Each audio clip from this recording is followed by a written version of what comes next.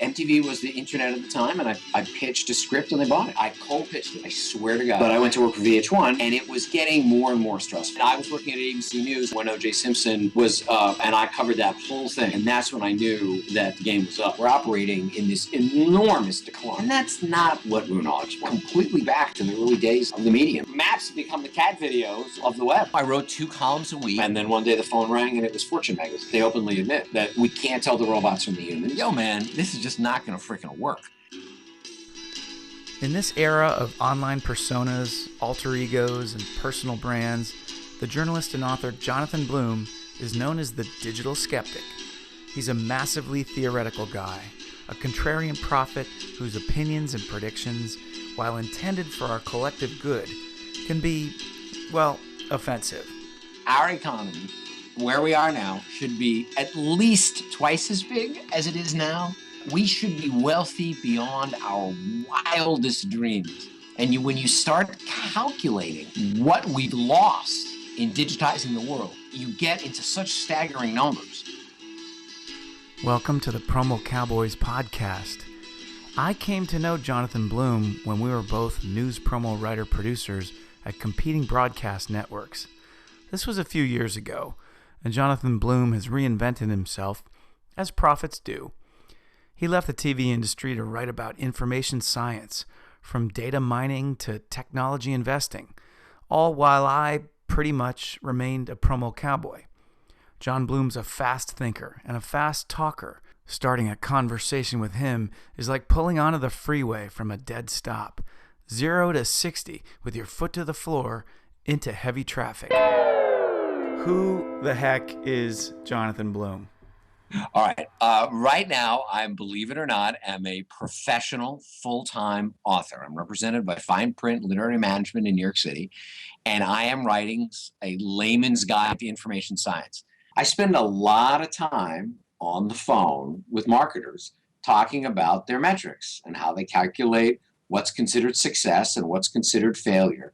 As with all first-time authors, as I'm coming to learn, it's not like you get to market quickly. So I've been on this gig now for about 18 months of research and writing and drafts and the drama and emotion of getting one's first commercial book published. Now, as a writer, I was working professionally in television while I was writing my novels, which didn't require a whole lot of research.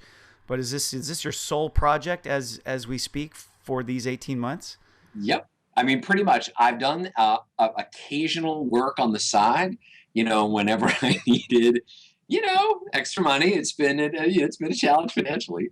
But yeah, this is really what it takes. If you're really going to make the jump from nonfiction, I was a professional journalist, to doing this, I completely underestimated how long it would take for me to do. And it really does take time to learn to write a book. It's a skill. Well, yeah, there's so much, unless it's an aggregation of your columns and your various articles, it does require, even nonfiction requires a little dramatic structure. Am I right? Everybody talks about the evolution in the media business in the internet age, but people really don't talk about the evolution in nonfiction. No one is going to read a collection of your columns. They're just not. It's too easy to aggregate up as a blog. It's too easy to distribute as a throwaway ebook.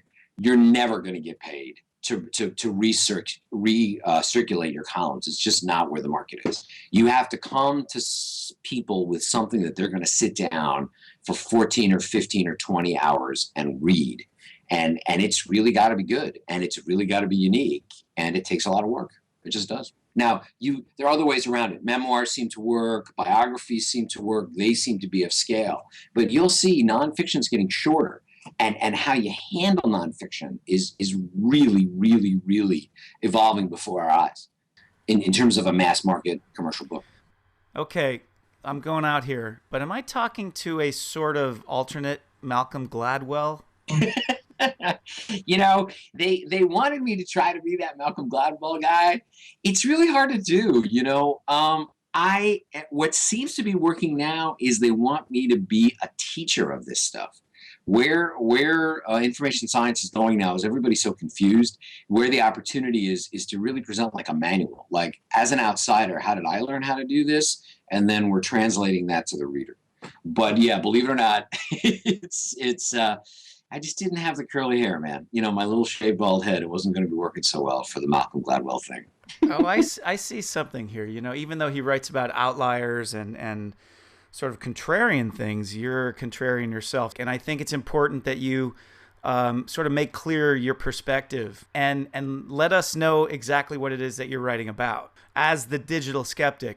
I got this idea that this whole information economy thing, it's not going to pay off. It's going to be really good. It's going to be really smart to bet against. You're going to be able to make money as a short investor. And I wrote 2 columns a week, and I had to come to market with 2 pieces that pointed out a potential flaw in a web company. So I got paid to kick everybody in the head from, Jeff Bezos and Spotify, Pandora. They sort of got a kick out of the fact that I would show up and go, yo, man, this is just not going to freaking work. In the country eating collard green, well, and in the city eating cold ice cream. One of them was an enormous runaway web hit. I basically talked about the coming demise of Google and how challenging they were going to be, how challenged they were going to be, which turned out to be correct. As an investor, that you would make more money betting against these stocks than buying them and holding them and betting long term. Now, what year are we talking about? I started those, it's been about 5 years ago. Okay, so 5 years ago, you basically throw this down about Google, and if you look at a chart on Google for the last 5 years on their stock price, would you see evidence of that? Yeah, it's a mature stock. You'll see that it trades closer to General Electric now, or General Motors, than it does as a big-time high-tech growth stock. They become sort of, companies get big, they become mature, and it's just in the information age, it happens at the speed of light. So yeah, all those companies are very challenged to find a growth strategy going forward. The only real exception there is Facebook. Facebook is the one that continues to tell a reasonable macroeconomic growth story, but it also has major questions. Okay, that's not a sell order, folks, but No, wait. I'm not giving investment advice. Betting against these tickers is very tricky. You really have to know what you're doing. Hard times got everybody trouble. Not only got you, it's got me, oh Lord, it's got the rich, it's got Moneyball has been talked about as sort of the ultimate expression of the power of numbers to predict outcomes, right? It was that whole movie, right? Okay. So I happened to be in the room when Randy Levine, I think he's the president, I don't know what his actual title is, but he's one of the big guys at the Yankees, said in public, in front of a whole bunch of other journalists, that he knew for a fact that Billy Beane, manager for the A's, the general manager of the A's, then exactly right. He did not rely specifically on data to make his decisions. That Levine knew this for a fact, and he said that the movie was quote unquote Hollywood. And I'm like, okay, if I'm the digital skeptic guy, I got to get this. I got to get Lewis to comment on this. So it took a year to go, look, man, come on. I got a source telling me that you got this whole book, and that's not really, yeah, it's a great story, and all the stuff is factually true, but there's a part that somehow got left out of this narrative, that there are other things besides numbers that actually control behavior. And I've gone to him, and to Lewis's credit, when I sat him down, he admitted that, yeah, there was definitely other stuff, there were other factors, and that it was this great story that kind of took off. He didn't realize that when he was writing it, that it would become this sort of, zeitgeist piece for information science. But whenever you hear the word Moneyball used to describe data in sports, it's not actually what happened. And I got to write a popular piece that, made it, connected those dots for the reader. So that was a big moment in the digital skeptic days. That's pretty interesting. And frankly, I read about 2/3 of Moneyball, and then I put it down and never picked it back up, and I saw the movie instead. Oh God! For all of us nonfiction guys, Michael Lewis is the man. And it helps when Aaron Sorkin is your scriptwriter.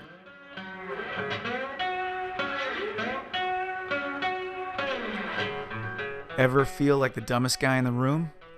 That's me when I'm talking to Jonathan Blum. Hey, that rhymes. Anyway, like all promo cowboys, he's got a tale to tell, and it pays to start at the start. I'm a Queens kid. I was born on the West Side. Went to schools with numbers. PS 173. junior high school 216, and I went to high school. And the big joke is none of us could actually remember the name, so that was too traumatic. Having to remember Jamaica High School. In the 70s, ugly clothes, bad haircut. I went to a university, State University of New York in Binghamton. I started doing a lot of theater work. Again, it was a lot like the boating I did when I was a kid. Honestly, there's a lot of how rigging systems worked, and lines was like the boats I grew up on, honestly. So wait, so the theater rigging, you're comparing the theater rigging to a sailboat. Yeah, exactly. So all right, and just to let you folks who are listening know, John's very handsy when he talks, so you'll hear a slap or two, but it's he doesn't mean it. So you graduate high school, you go to SUNY Binghamton for a short time. About 18 months. Then you end up at Boulder. Yeah, University of Colorado at Boulder because it was pretty.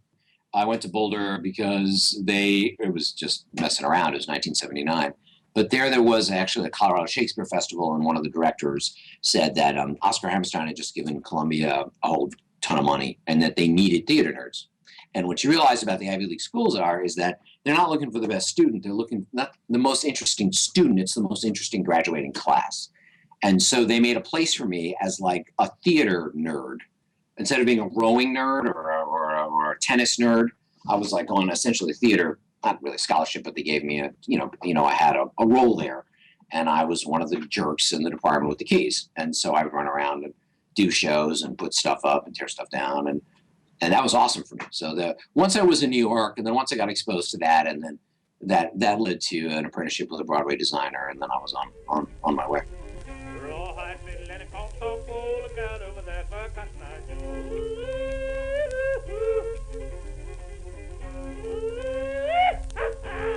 I was really into opera for a variety of reasons because the scenery was really the most interesting. The productions were huge. It was just this orgy of just technical problems of just like, wow, how do you make this stuff do that?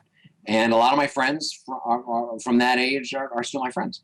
All of us graduated. We were all wildly overeducated, and we all went to work for being non-union stagehands. And so if you wanted to be in our little crew that would go out and hang lights around New York City, you had to have you'd have like 15 degrees and 7 of us out there putting up theatrical lights. And I did that for about 5 years. Produced a couple of shows of my own, directed some shows. This is off Broadway, off. How far off? Off Broadway. Back in the 80s, the union really was shorthanded. So it wasn't as hard as it was now. So you could really make a living. You could make a good living because they would hire you off the street and you get perfectly good jobs. And so I worked, oh my goodness, I was a prop guy on the American premiere of Nicholas Nickleby with the Royal Shakespeare Company. I worked on Houston Grand Opera. I worked on the original City Opera productions for some Maurice Sendak operas. In the 80s, there was a lot going on. And then, of course, it was the Reagan era. There's a lot of money flowing around. It was easy. It wasn't like it is now where it's so tough for the young. I'm so surprised to hear that because I worked in the film industry, and this was in Boston, granted, during the same era. And the IA presence there was very, very strong. And you touched a box or a cable, I mean, you were kicked off the set. Of course you were. But if you had shaped up at the Union Hall that morning at 6 a.m. and gotten to know the boys, they needed young, bright people just like everybody else. So, we went to the, Union Hall on 47th Street, and hi, we're Columbia theater nerds. They sent us out. See, now, what I had to do to get in with these guys was I had to whack a guy. You've seen that scene in Goodfellas, right? De Niro right. In the phone booth. No, we had a little model, Joe Pesci. That's how they made us do it with the IA. Was we had a scale model, and then we had to recreate it, and then we did it. No, it was the 80s. They were shorthanded. That's great. I'm glad to hear that. I mean, I'm not joking. In Boston, it was like The Departed with the Teamsters and the IA guys. They're all from Southie. They stole my car. I swear to you, they stole my car. That car was never seen again. Now this is the theatrical locals. This isn't the film locals. This is the IA. Honestly, the electricians and the grips that were local hires were all theater guys, and I love them to death. They were wonderful guys, but boy, they were. You didn't want to get too close. You definitely had to be in a group that trusted you because there was a lot of things that if you pissed one guy off, everybody would get mad. But there was enough off-Broadway work. There was always plenty of it to do. And it was a great thing to be a young man in New York in the 80s. And I learned so much. And I really regret the fact that, once I got to be in my later 20s, I was just too old to do it. And then I started in the TV business. Yeah, let's talk about that. How did you make that transition, and what drove it? MTV was the internet at the time, and I pitched a script and they bought it straight up. I just pitched it in off the street, and the guy brought me in. Abby Turcouli, who I'm not very good friends with, but I hear from time to time. And he's out there still doing promotions. He's in, or I hear of him, but he gave me my break, and I always love him for it. I wasn't, the hardcore middle 90s MTV producer was a really exquisitely trained artist. They really came out of the best artist schools. And I'm friends with some of those guys now, Greg Bulos and that generation of, they were, I never knew Mark Pellington. I mean, I knew Mark, I wasn't close friends with him. But that first generation of promo producer that made all that stuff that we grew up on, I knew who they were. And I guess I was sort of second generation Viacom, MTV networks. And so we were sort of the older, balder, more mature, at the time I was in my late 20s and early 30s. But I went to work for VH1, and there I was, just your standard in-house promotions producer, and I made promos. Tell me about how you made that break in, because you must have had a contact or something. I can't imagine you were cold. Nope, I cold pitched it. I swear to God, I watched a lot of the channels, and they were doing these cool interstitials, and I said I had a really cool idea. They were enough to get me started, and when VH1 needed promos producers, I went to work for Tom Tersek's unit and all those guys, and that was in the. When was that? That was late 80s, early 90s. Amazing how similar our path is, because I got to New York from Boston in 89, and I was lucky enough to break in at HBO. But talk to me what you remember about the culture at Viacom. I wasn't really on staff, we were the full-time freelance thing. And it was definitely hard to be part of a culture where there's no health insurance and you're there 70 hours a week, but you're still always fighting for your job. That whole taste of that was definitely a challenge for me personally. Like I didn't understand how to make that really work. And actually it was great training, because when I went to become a freelance writer 10 or 12 years later, I totally knew how to do it, because I'd been through it at Viacom about how to actually handle it.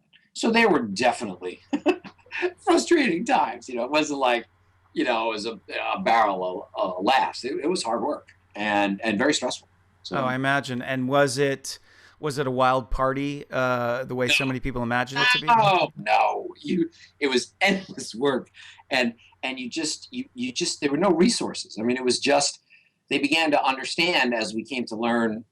The mess that we're in now, where nobody has full-time jobs, was really pioneered in the cable industry. It was pioneered in the music industry, and then bled into the cable industry, and then it became macroeconomic. But you realize that the chance of success was this powerful opiate that organized vast teams of people.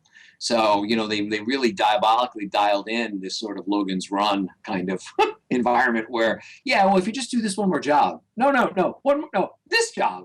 No, we'll pay you after. Okay, after the next job, we'll pay you. So it was just... The Logan's Run analogy is good. And I'm all of a sudden looking in the palm of my hand, and I see this glowing red gem embedded there. I mean, it was definitely a youth culture. And I'd come out of the theater world, and I'd been, star of my own little world. And I'd gotten this great opportunity. And it was really stressful. It was, but... I survived, and I learned a lot about it, and I enjoyed what I did. But I got to go find my old clips and stick them up, because it's all like 2-inch tape. It's all sitting out in my garage. Oh, my gosh. 2-inch quad. That was the weapon of choice when a certain serial killer goes off on Promo Cowboy. Such a slam against my talent made me hotter than a mink, and I swore that I would ride it for amusement or for chink. It was nothing. I recently put up on LinkedIn my first promo for Cinemax. And it's classic. It's got the big fade up at the top, and the big swooping dramatic music, and it's like in a world, in a time. I literally used that copy. In a land both beautiful and unforgiving. Big collar, big sound. In a time when man tread more cautiously upon the earth. But he's more than 50. It was a network promo for HBO. TV was powerful then. I swear it, I'll kill you! Would nature prevail? The bear, a tale for the entire... What year was that? It was 89 or 90. Yeah. Around then. We were the storytelling gods. We mainstreamed that idiom that was pioneered in MTV in the later 80s was a niche thing for kids. And our generation really made it a mainstream idiom. They really controlled the narrative until you got to O.J. Simpson, which is a story I covered when I was at ABC News. Okay, Jonathan Blum is getting ahead of himself. He does that. He certainly gets ahead of me. So, the OJ phenomenon happens after John makes the move from VH1 to ABC News. But let's rewind for the sake of the record. It really got to the point where I realized I didn't have much upside left at VH1 anymore. And it was getting more and more stressful. I was just really struggling to find a voice that would communicate. The rebranding in promotions, you were much better at that. You really had, I thought, the better skill set to really adapt. I just didn't seem to have the ability to adapt fast enough. And so I began to make some phone calls. I called up Fred Olmsted. I said, hey, I hear you're looking for a producer. I'd be interested in talking to you. I'm into the news business. I like ABC News. And he took a look at my clips and he said, this is a different environment.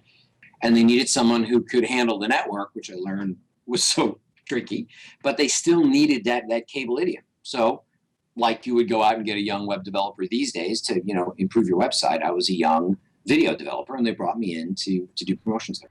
And Fred Olmsted at the time, what was his title there? He was the head of on-air promotions. Okay. And Fred gave me an opportunity and I started in 93. Okay, so you're at ABC roughly the same time I'm at NBC and CNBC. I was sort of bouncing back and forth from 30 Rock to Fort Lee and back. But it is pretty funny that we were both at sort of competing networks, sort of looking at each other across, the Manhattan skyline. Now we're back to the future, or we've caught up to the past. Either way, back to OJ and John's theory of how it was the catalyst for so many things. And I was working at ABC News, and I was in the chair when O.J. Simpson was up, and I covered that whole thing. And that's when I knew that the game was up. You realize that, Geraldo Rivera sitting and talking about a courtroom feed would get as high ratings as any other show you could produce. Holy shit, and I was working at CNBC at the time for Geraldo. And that sets the stage for Fox News because we all saw that there was nothing you could produce that would out attract people talking about this. And that was the explosion of sports talk radio. And then you begin to get into the MSNBC side, and then you get to Fox News. And then once you get there, then there's no going back. See, now you saw this. I didn't see it. Clearly, you do have a view into the future here. That's how I got gunned down at the network. I was like, we are fucked. There's no way we are going to survive this. You guys are out of your minds. What do you look at these numbers? You guys crazy? We're getting our asses kicked here. We have no shot. Grow up. Let's get moving. And that's not what ruinologists wanted to hear.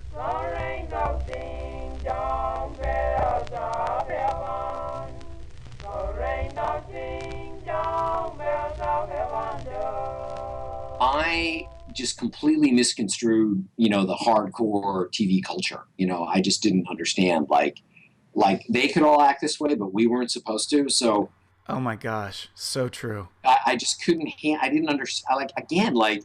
I'd lived in my own little world. I wasn't socialized enough for the network. But I survived. I stayed 5 years. I made them a ton of money. And I have all sorts of, ratings records. So, What are your better memories of ABC? Oh, just beating the system. Just running around and fooling the system to make something really cool. So you'd go from union guy to union gal sitting in a chair saying, "Okay, press this button." Oh, no, that one. So you'd pre-engineer it and you'd fool the thing into doing it, and then the directors would be sitting in this chair going, "Holy cow, what did we just see?" And that took this sort of diabolical hacking to get it to work. So you turn their top editors into button pushers. No, you would unlock the creativity in their top editors, which included holding guns to their head. I mean, I could be brutal. I mean, I just saw it in the way they all acted, so I just hammered the hell out of everybody, which made enemies. I mean, it's so stupid because I'm so collegial now, and I work so hard to keep everybody on the same page. It's a completely different era in that sense. So. I'm glad to hear others went through that, though, to be honest with you, because I had some challenging standoffs with editors at NBC, and it's just brutal. But on the other hand, it was the sunset of the golden era of network news. I got to work with Barbara Walters and Diane Sawyer, start when it still mattered. Peter Jennings was there. The nightly news mattered. I did what I thought was right, and I lasted 5 years, and I put up a ton of numbers in the network, and I moved the needle, and then I was blacklisted. Period. Like, I could not find work. Are you saying industry wide or in the building? Yeah, I could not. People would literally run from me at parties. So that didn't happen by accident. The word had to get out. So, I still can't explain it. But basically, I wound up in an HR room, and they asked me a whole bunch of questions, and then they walked me out of the door, and that was it. When the time came, I was very fortunate to get out when I got out because I had to go on and reinvent myself and do something else. So it all worked out. So, I bet I know what you're thinking. How does one make that jump from network TV promo writer to tech journalist? We'll get to that. Maybe now's a good time to remind listeners that this edition of the Promo Cowboys podcast is brought to you by bourbon, beer, and bar pretzels, and by the TV industry crime novel Promo Cowboy from Barry Fitzsimmons, author of Life Askew.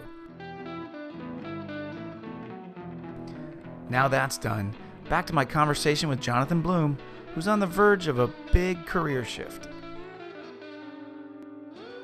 Honestly, I had no idea that I could make a living as a writer, but at the time there was an explosion of magazines and content about the web, and I had known enough about it as a child to write about it intelligently.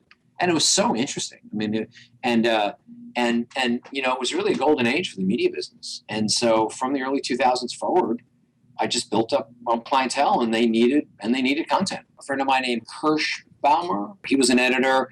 He was starting something called like HD TV News. It was a trade mag, and they needed writers to write about digital television. And I had been on enough digital television initiatives at the network to write about it because I knew what it was. And so I built up a portfolio of stories. And then from there, I went to work for a magazine called Technology Investor, which was a startup in New York. And I wrote there. And then I went to work for a magazine called The Net Economy. And, you built up a resume. I started a successful blog in the early 2000s called Bloomsday. And then one day the phone rang, and it was Fortune magazine. And I went to work for them in their small business department. And then I worked for CNN Money for a while. I got hired down at the street. And then right up until about 2006, that's when the market for content really evaporated. And it really wasn't until the Huffington Post came along and they began to realize how much of this stuff they could get for free until that job went away. At that point, the rates collapsed. And then that's where the Digital Skeptic came along.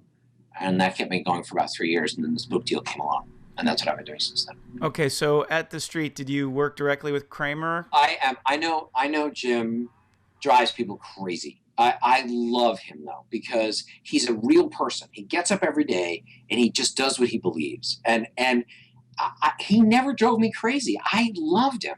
Plus, he gave me this unbelievable opportunity. The street was the perfect job for me. And so I'm a huge fan of Jim. I like the fact that he rolls up his sleeves. There's something about that. And he's alive. And in a world that's become an algo and bureaucratized and automated, he's this living guy, and he acts on his own beliefs. It's a motif for the Promo Cowboys podcast that we talk about how characters and people are disappearing from our industry. Oh, yeah. And Kramer's carrying the torch. On a $10 horse and a $40 saddle, I'm going to punch them Texas cattle. Come a kaya, yippee-yi-yi-yi. But you sound like the Christian Bale character whose name escapes me from The Big Short. That weirdo was my reader. How much fun is that? I used to give guys like that ideas. That's exactly my job. But it wears you out. Like, none of those guys are still short traders. Yeah.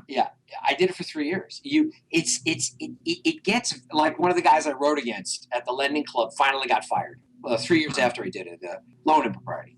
And you're like, it's a professional hating. Being a professional hater, it does sort of turn you into a kind of a weird thing.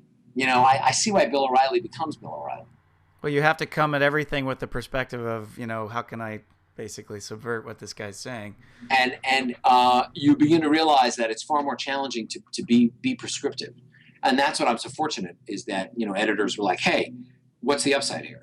No one's going to read 300 pages of you complaining. Yeah. What are they really going to be interested in? Well, is actionable still interesting? It's not what's actionable, it's what's survivable. You have to learn to triage information.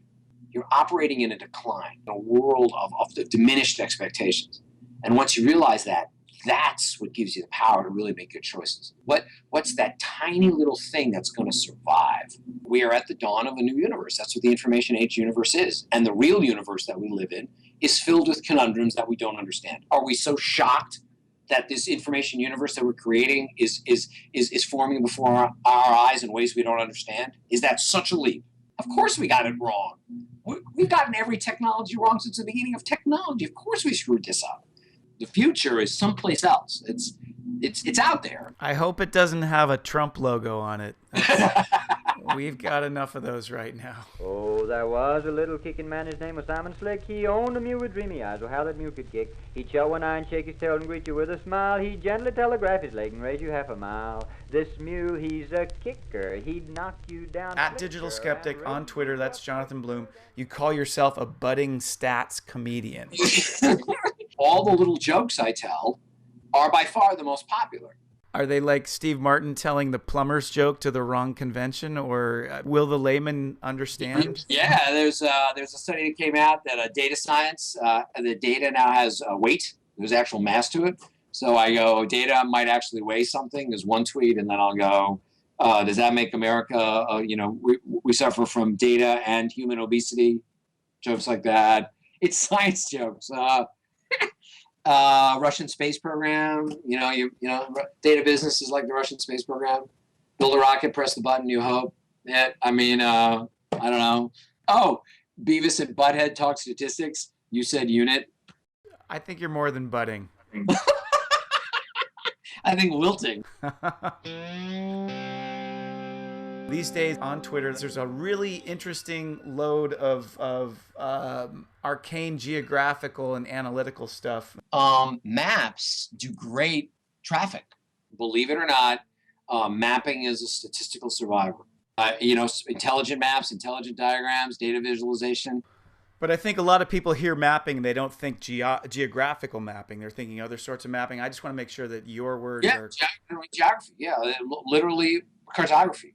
Particularly now that you can make them. See, Google Maps really revolutionized people's vision of what a map is. It's a real tool for them now. So if you provide geographic information that they can touch, they'll touch it because it's live and they can find where they are in the world. A good interactive map, a visualization that's geographically based about a story transforms traffic. All of my big stories are coming down are map driven. Instead of doing, best 5 reasons to move to Indianapolis, you're doing these 5 maps tell you why you should move to Indianapolis. So if you click through on one of those maps, you'll play with it. I have. So I think they're really fun. They're really fun, and it allows you. I mean, that story that you click through is a simple listicle. I mean, that's a riff on best places to move. That's the oldest web story in the book. And you iterate it out as a map, and it does really well. So somebody needs to iterate out all of the articles about best places to move and find among them the top 10 best places to move. Maps become the cat videos of the web. And when it's over, you don't feel empty. You don't feel like I just wasted 5 minutes or 25 minutes. Ride on, mighty rider, you got your reins in your hand. Well, I ride on, mighty rider, you got your reins. Your statement needs a breakdown for our sake. The information economy, including the internet, big data, and social media, is the single greatest value destruction engine in human history. What are you trying to tell us? It is. The North American economy, our economy, where we are now, should be at least twice as big as it is now, and maybe 3 times as big. We should be wealthy beyond our wildest dreams, all the things that are possible, all the things that we've made. But it didn't happen. And when you start calculating what we've lost in digitizing the world, you get into such staggering numbers that we've never seen them before. And it is the greatest value destruction engine ever. Is that because intellectual property is no longer monetized? The first real casualty was the music industry right around the turn of the millennium. And then it moved through every other form of digital information. So you had publishing, financial services, library sciences, the legal profession, medicine. You're now getting up into mathematics, higher education, all of it. And once it becomes digitized, it becomes worth a lot less. And so how do you react? Now, the upside there is that it doesn't end. There's still a market. The music industry used to be 20 billion in North America. Now it's down at 6, inflation adjusted, continues to get smaller. And all right, so how are you going to survive in a $6 billion music industry? And the funny thing is that, I'm a writer. I'm a guy with intellectual property that I'm not making a penny off of. This podcast is not paying me anything either, but I'm making it. And there is a proliferance of writers and podcasters and filmmakers, and my children included, who I'm like, okay, what are you going to do for a living, though? What are you going to do to feed yourself? Teach them to code software. HTML, CSS, JavaScript. And if you can master the interrelationship of those 3 languages so that you can make and develop a website, that'll allow you to code your ideas, and then learn some Python. I think it was blessed are the cheesemakers. What's so special about the cheesemakers? Well, obviously, it's not meant to be taken literally. It refers to any manufacturers of dairy products. Oh, I thought you meant Monty Python. No, Python is a web language. Not Monty Python. I figured I'd offer John my take on how TV marketing and promotion has evolved since he got off the ship. Of course, he followed with a concise interpretation and a plan forward. I would say the last 3 years, the way the technology has changed, any kind of remnant of 20th century thinking in marketing and promotion has really finally kind of cleansed it. It's almost like the big wave came and washed the sandcastle completely from the beach. And I mean, that's just an analogy, but a visual one. It's very metrics driven. I mean, it's and the guys on the metric side that are telling you what to do, there's a reason why you feel lost. They're lost. I mean, they really don't know what they're doing. And there's an enormous problem now that they openly admit that we can't tell the robots from the humans, and there is no single standard for what's considered success in the advertising business, and it's a major problem. I mean, that's no secret, and they're completely paralyzed in how to make us a logical advertising buy. They just are. Yeah. So and no answer is every attempt to address the unified solution only makes it worse. So it's only going to get worse. And that's the big freedom of going, okay, no, wait, we're operating in this enormous decline. And then once you do that, then you go, oh, okay, I don't have to be Mad Men. I don't have to be John Hamm. I don't have to own the world. What do I need to do today to solve this problem? And what you'll find is you're making very basic, very iterative steps based on trial and error, and you find success, and you're looking to communicate with another human being.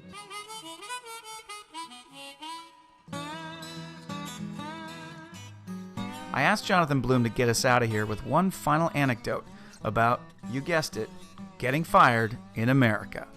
I remember once when they wound down the net economy, it was a magazine we were on, and they closed it down because there was problems in getting it sold. I remember they had this crazy conference call, and the president of the company got on to give what was his farewell speech.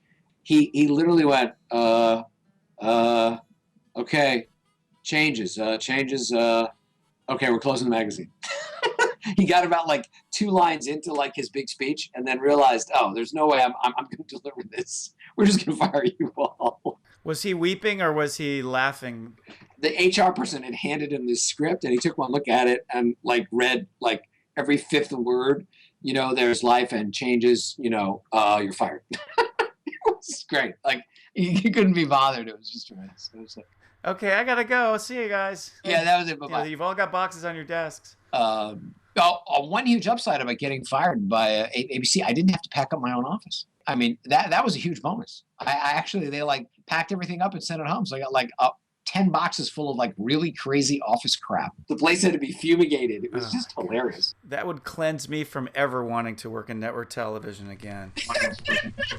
All the liars will be running in that great day, Lord. One of my favorite podcasts is called Here's the Thing with host Alec Baldwin. Alec has this certain laugh he pulls out when he sounds like he's going to lose it. Sounds a lot like Jonathan Blum's laugh. Just saying. One more time, though, on Twitter, do you want to... At Digital Skeptic is the Twitter feed. I'm always interested in things having to do with data and mapping. I totally basically answer readers' questions. It's basically Dear Abby for big data. It's really simple. For big data, not problems with your VCR or your set-top box. It's data and analytics mostly. I mean, that's where everybody's questions are. But any sort of information-based challenge, I have the best sources in the world. I can get you great help on it, and I get great stories out of that. As always, this edition of Promo Cowboys has been brought to you by bourbon, beer, and bar pretzels, and by the novel Promo Cowboy, a TV industry crime drama by the author of Life Askew, that is, me, Barry Fitzsimmons. Promo Cowboy and Life Askew are available as ebooks and in hard copy at Amazon.com and your finer bookstores. I want to thank my guest today, Jonathan Blum. I also want to thank freesound.org for all the instrumental music you heard on this Promo Cowboys podcast. And thanks to the Pond 5 Public Domain Project for all the archival cowboy ditties that I, for one, cannot get enough of. Thanks to Patrick Fitzsimmons for creating the Promo Cowboys podcast artwork. And thanks also to my support team, Jared Monero, Charles Berlepsch, and Zach Trinka. Thanks for joining me. I'm really excited about this podcast, and I want to remind listeners to please become a subscriber on iTunes. And I'm really interested in your feedback. I hope you will reach out to me on Twitter at Promo Cowboy, or on Facebook or LinkedIn at Barry Fitzsimmons. If you've got a good story about getting fired, I hope I'll hear from you. We're, of course, happy to keep your name out of it. Promo Cowboys is a Steve production. Steve is a division of Igloo Media, LLC. This podcast was produced by yours truly, Barry Fitzsimmons. Thanks again for joining us. As Promo Cowboy says, shoot, last call already? Take us out.